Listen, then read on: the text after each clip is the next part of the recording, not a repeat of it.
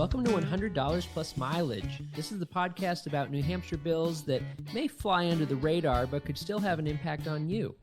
This year we've talked about whether you can live in a house on wheels, if police can run your picture through facial recognition software, and how your absentee ballot gets counted. Those represent just a few of the hundreds of bills that New Hampshire legislators vote on each year.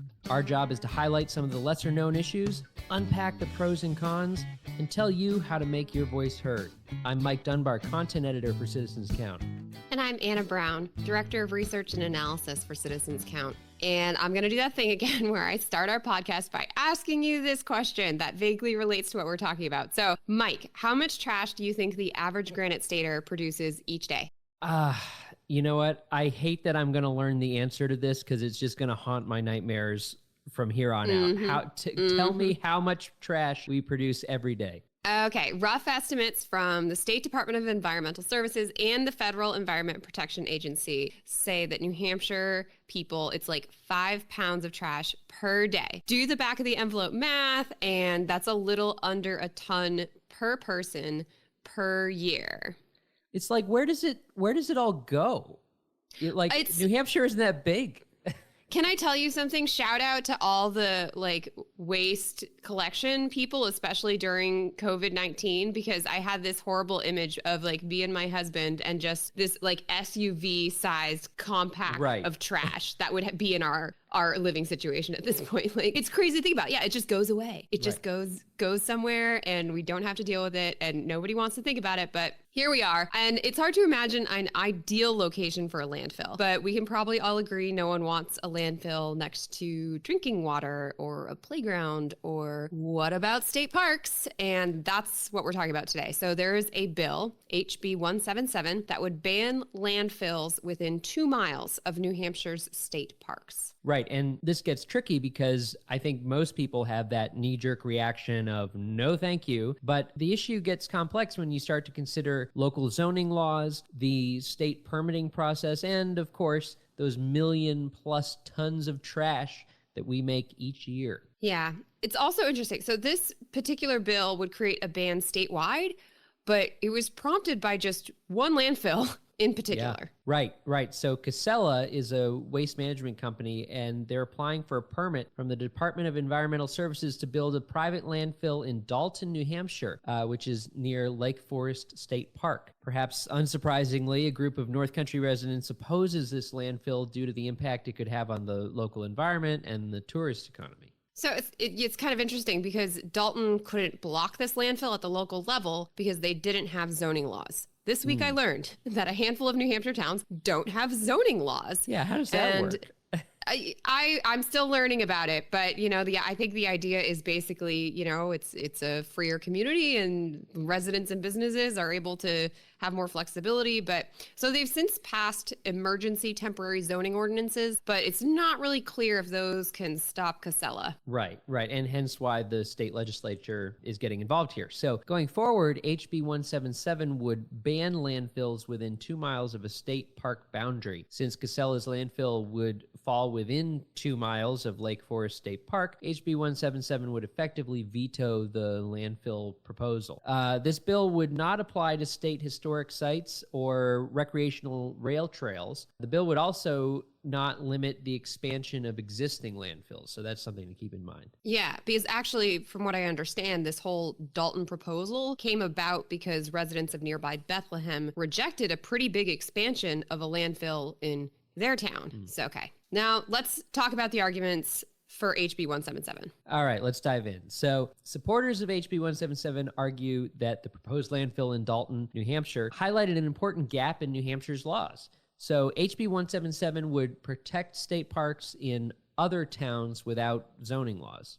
And let's be clear, nobody's surprised landfills can have a negative impact on the environment. So you got trucks entering and leaving the facility, which create air and noise pollution. There can be runoff from the trucks. Landfill gases create unpleasant odors that can travel for miles. Right, and we all remember the headlines about the famous Coakley landfill in Northampton, leaking PFAS into the water supply. Yeah, big issue in New Hampshire right now, this whole PFAS issue. There's also an environmental impact, to be honest, that it kind of hits my funny bone. And so, because the problem is landfills can attract scavenging animals and birds, and particularly seagulls. And so they were talking about this in the bill hearing, and all I could think about was that scene in Finding Nemo where you have the flock of seagulls going, mine, mine, mine. Like these flocks of marauding seagulls are just going to invade dogs. And honestly, so I didn't write who it was, but someone at the public hearing actually talked about how the town is already, quote, at war with a family of about 5 geese because they like to hang out at the public beach. And they have like a full-on coyote decoy setup.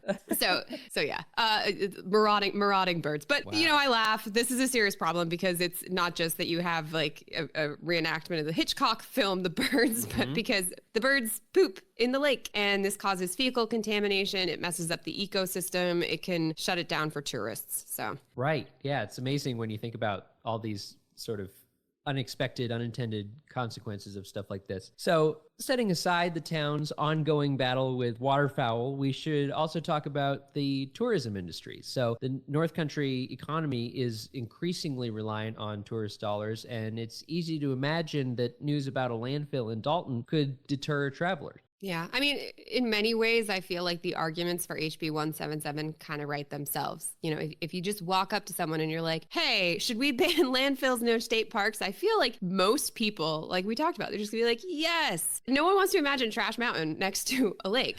But let's flip side. This is what we do. Let's talk about why HB 177 might be a bad idea. And the first reason goes back to how we started this episode. New Hampshire is making millions of tons of trash, and the remaining space in landfills is shrinking. Right. So according to a 2019 report from the Department of Environmental Services, in the next 10 years, New Hampshire will likely see a shortfall in disposal capacity between 20,000 and 120,000 tons per year. Without any significant changes in the state's waste disposal, that shortfall could balloon to 1.35 million tons per year starting in 2034. I just shudder thinking about it. All those car-sized bales of trash, right? Yeah, basically just our entire population translated into an SUV of trash and then put it in one place. Yes.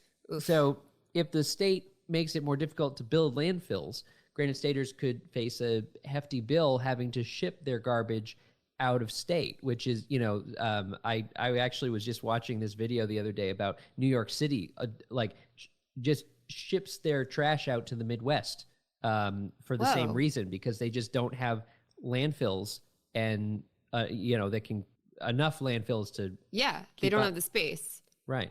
Oh, man. Okay, yeah. So garbage also comes into New Hampshire. I don't know if it's coming in from New York.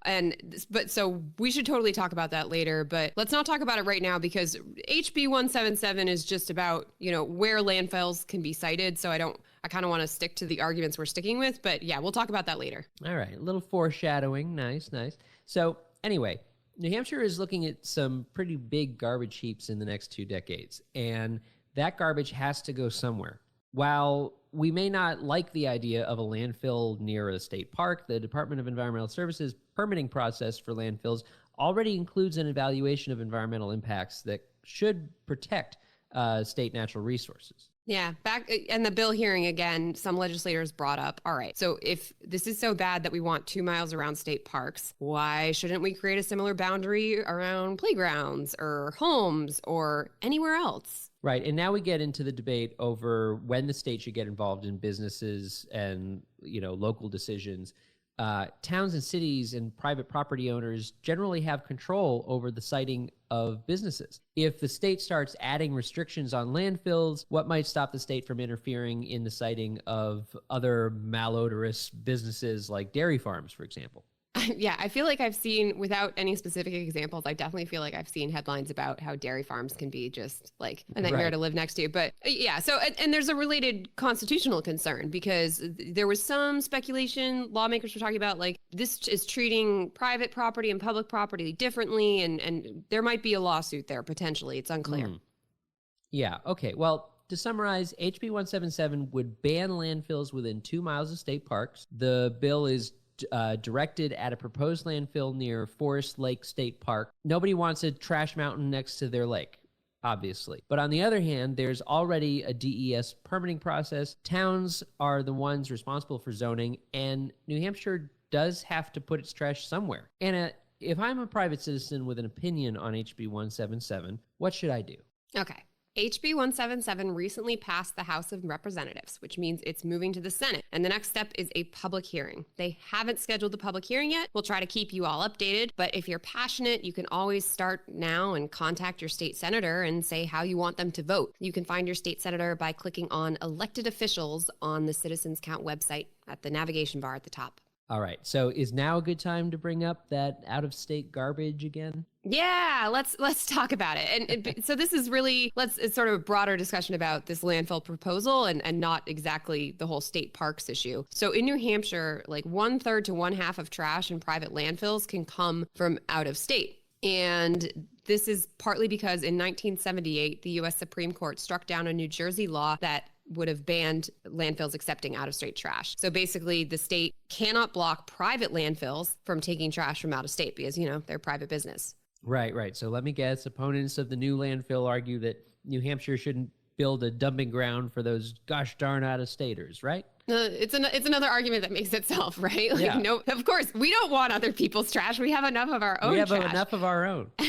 But interesting, New Hampshire also exports some of our trash right now, around like 14%, according to the Department of Environmental Services. So, and then, if we block private landfills because we don't want out-of-state trash, we're also shrinking capacity for our own trash, since it's not like they only accept out-of-state trash. So then do we need to export more trash? And what are the costs and challenges of that? If you have trash riding on roads and rails, okay, then that's other pollution concerns. It's complex. So much to think about. And I have another twist that I want to bring up on top of it. So once again, it doesn't directly impact HB 177, but it relates to the larger issue of New Hampshire's shrinking landfill space. So in February 2021, the Conservation Law Foundation filed a suit against the Department of Environmental Services because the department has been issuing landfill permits without updating the state's solid waste plan. So the state law requires an update to that plan every 6 years, and the last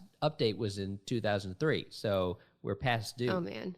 Yeah. And I feel like this is a frequent story with New Hampshire. We know we have problems, but just there's not a whole lot of taxpayer money compared to other states. The state money per capita, not so much. And then we have parts of the government that are just kind of really, really behind schedule. So right. And that solid waste plan, it looks at waste reduction and recycling in addition to solid waste disposal through landfills. So there's this argument that if the state had a better plan for dealing with this waste, which is huge, we wouldn't need new landfills if we could be recycling or whatever. Right. Yeah. That's the dream. Recycling, composting, reducing single-use products. Nobody wants the world to end up like the Earth and Wall-E. Let's just say that much. Aw, 2 Pixar references in an episode about trash. We're so heartwarming. So is the state going to update this plan or just wait for the lawsuit to play out? Yeah, so there's actually a 2021 bill, SB 146, that includes provisions to update the state's solid waste plan. The bill also includes an updated goal of reducing the quantity of solid waste disposed in landfills and incinerators by 45% by the year 2050. SB 146 already passed the Senate, and now it's in the hands of the House of Representatives, so we'll see. Yeah, we didn't even touch on the rising costs of recycling, which is something I've seen, just reading about stuff for Citizens Count. I know that there's been a big problem with that. China stopped accepting recyclables, and, what are towns going to do about that? And are some recycling things a scam? And then there's also all the movements to ban plastic bags, plastic straws, whatever. So, but honestly, I'm trashed out for today. It's time for our favorite segment, Only in New Hampshire. All right, finally, we're going to talk about something that's not trash related. I'm excited. What do you got? I mean, there's probably someone out there who nerds out about trash as much as we nerd out about state policy. I would like to imagine that there is a waste collector out there who's really excited. God bless them. We need them. Okay, so I thought I'd bring up another really weird environmental story in New Hampshire. So I'm talking about the year without a summer. That's like what it's called. And no, I'm not talking about last year's coronavirus summertime sadness. Way throwback to 1816. And that year, there was a frost every month over the summer. There was 5 to 10 inches of snow in June. And in August, there was an ice over so thick that it killed pretty much all the corn. It's just terrible, terrible crop famine. Animals were dying. Birds were dying.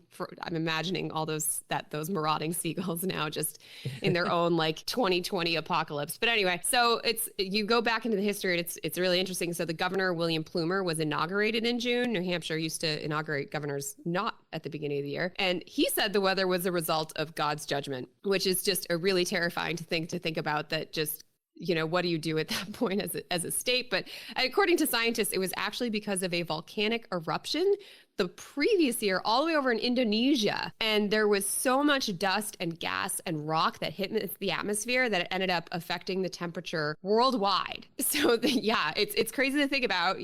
I feel like people are going to want to start talking about global warming, but this was just like a really weird thing that happened that one summer. And as far as I know, there's never been another summer in New Hampshire where we've gotten snow in June. Maybe snow in May. I don't know. Yeah, I mean, that is absolutely wild. It goes back to that old saying about if you don't like the weather in New Hampshire, give it 5 minutes, So I guess, well, evidently people didn't give it 5 minutes because, I get sucked into these little internet rabbit holes, and there was a mass migration out of New Hampshire after that summer. People were like, too much. All right, well, that wraps it up for today's episode. You can find more information and episodes at citizensaccount.org. We'd also like to thank Franklin Pierce University for producing and the Granite State News Collaborative for hosting. Our theme music is composed by me, Mike Dunbar. And lastly, we thank you for giving us a listen and thinking about how you can be a part of what makes New Hampshire by the people, for the people.